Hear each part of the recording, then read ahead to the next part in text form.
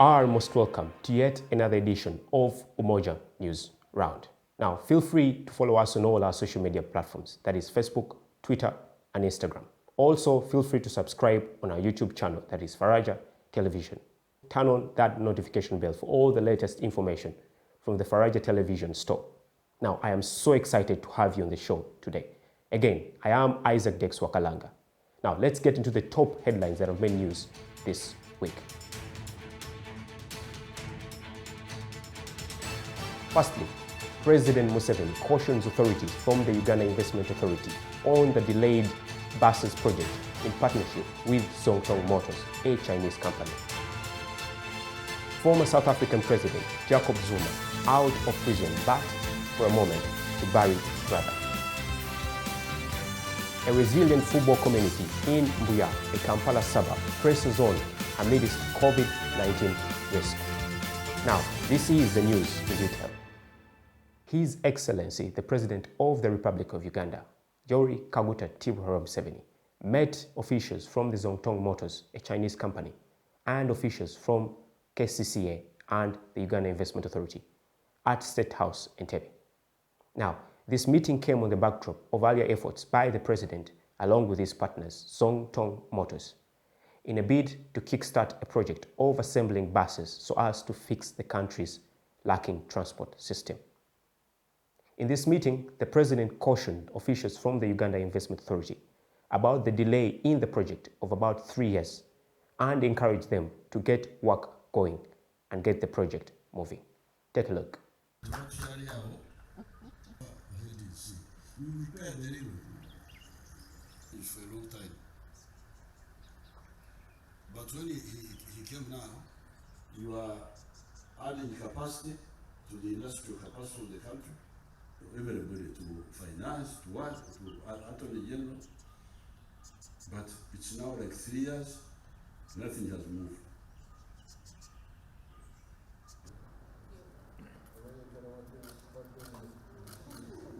The Prime Minister of the Republic of Uganda, Honorable Robin Nabanja, has promised to take action against the corrupt officials who participated in the providing of substandard and poor relief materials to the locals in the areas of Nyamamba, River Nyamamba in Western Uganda.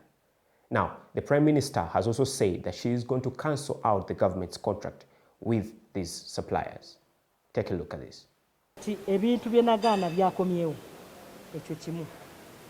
Ekyokubiri nawandiika nga mpandiikira permanent secretary ne mugamba njagala okumanya baani abasaplayinga ebintu ebyo,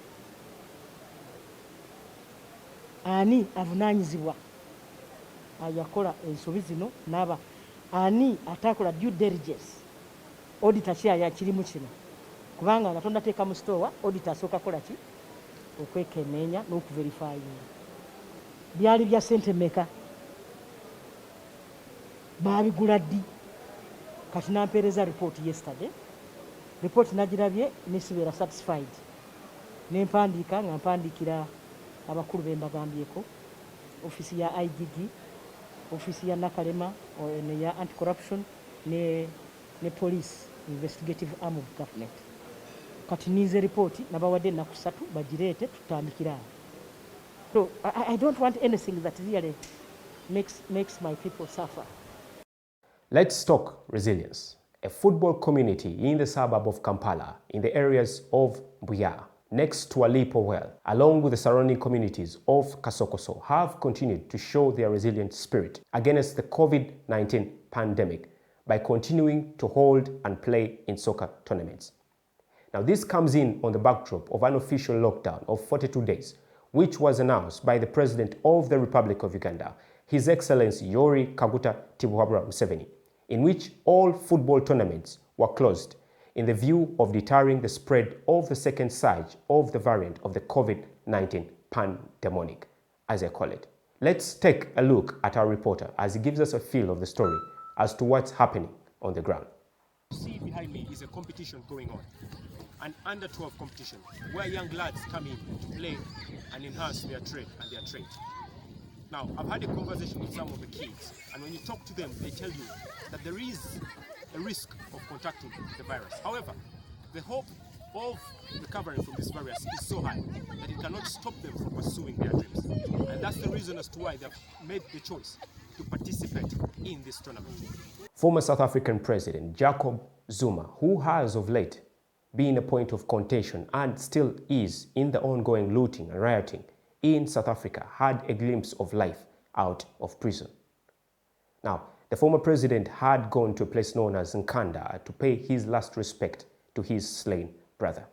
Now, regardless of his partial appearance out of prison, South Africans within the countries have continued to demand for his immediate and unconditional release. Hence, the ongoing looting and rioting in South Africa, even at the moment as we speak. Take a look.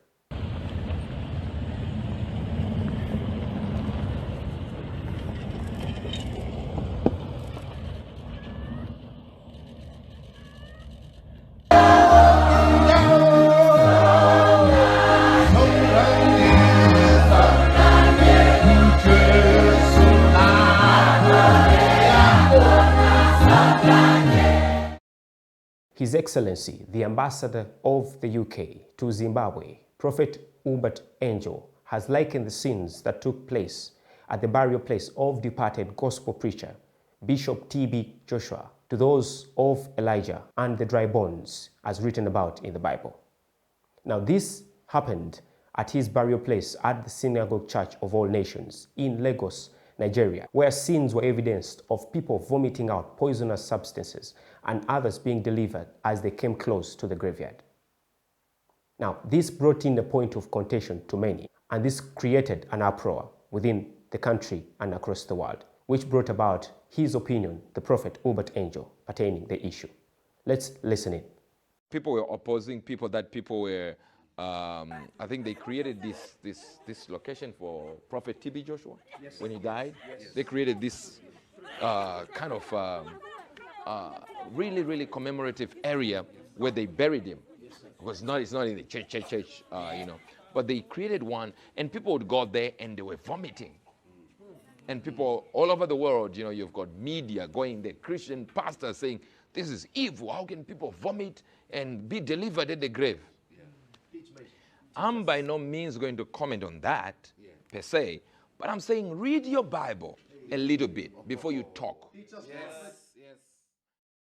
In recent days, floods have continued to hit many parts of Europe, Germany inclusive. Now, this has left many people stranded and many homeless, as well as many businesses and property destroyed. Aïe, aïe, aïe, aïe, aïe, mais bordel qu'on vient nous chercher, nom de Dieu. Oh là là là là là là.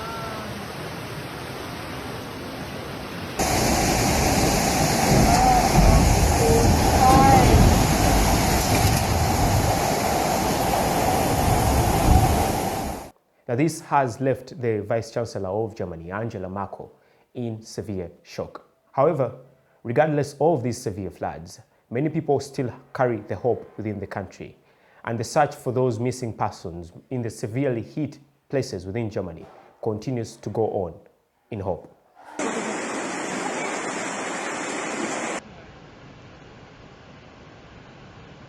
Oh, hey, wow, mein Gott. Moving to Asia, heavy rains have caused deadly floods in the Henan province in China and have threatened livelihoods and have left many trapped in subways.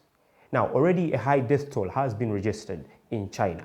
However, many people who were at risk of these floods have been taken to safer places by the rescue team and authorities in China.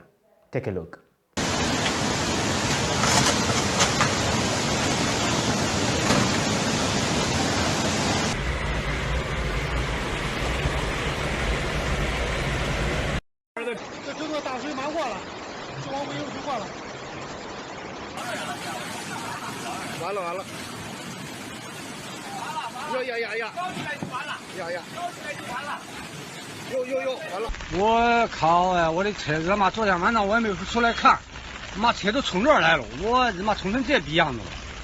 Sudden news coming in there from Asia and Germany.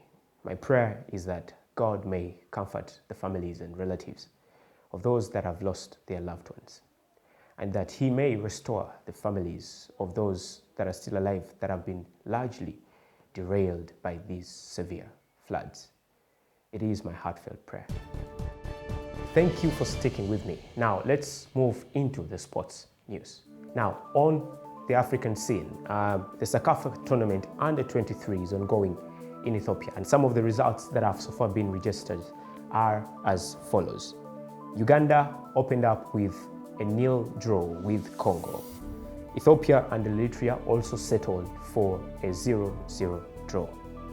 Djibouti and Kenya ended by Kenya winning 3-0. Burundi also lost against Eritrea by 3-0. South Sudan was able also to lose against Kenya by 2-0. Tanzania was also able to win against Congo by 1-0. Moving on to the Tokyo 2020 Olympics, Uganda's first ever women's competitor in the women's singles sculls, Rowan Noble, was able to register a time of 8 minutes and 21 seconds. Now, this competition was won by a two-time world champion, Sanita Passpure of Ireland. Now, moving on to the latest transfer news. Real Madrid has officially announced the signing of former Bayern Munich versatile defender, David Alaba, 28-year-old. Now, he is going to be at Madrid and is supposed to don the shirt 4 jersey, which was left behind by his predecessor, Sergio Ramos, who happened to join Paris Saint-Germain in France. In the other transfer news, Arsenal Football Club has renewed the contract of their youthful talent, Emile Smith-Rowe. According to the technical director of the club, Edu Dawood Gaspar, this is what he had to say about Emile Smith-Rowe while he was signing the contract.